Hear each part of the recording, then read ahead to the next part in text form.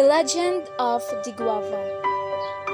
A long time ago, there's a king who ruled a rich, prosperous island. He had all the things a king could ever ask for: the power, the wealth, and all the delicious foods one could only imagine. The king's name was King Barabbas. King Barabbas is a rude king and overweight, indulging himself to all the foods available, hesitant to share to anyone. And his castle is starting to become filthy. He would spend most of his time sitting and eating with his bare hands. As he eats, he drips food on the floor and smiles mockingly at the people around him, especially his servants. People in the kingdom would approach with requests for his help, but he would always refuse. As he neglected his kingdom, people started to complain and starve. After some time, an old hunchback woman showed up at the castle, begging for food while the king was eating. The old lady asked for food as she was starving. "Go away! I don't have anything to give. Can't you see I'm eating?" said the irritated king.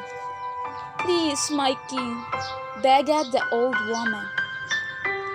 "I'm asking for anything you could give me, as I am so hungry.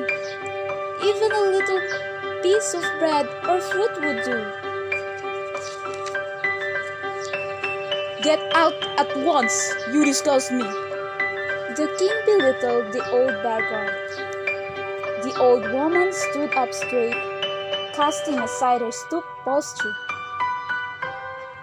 "I heard much about you and how your kingdom is suffering." The tone of her voice had changed. It was no longer the voice of a weak old woman. "I asked for help, and you showed me a way. You have a lot for yourself. But when I only asked for a little food, you belittled me. You are selfish. No one loves you, and no one will remember you when you are gone." And the beggar disappeared.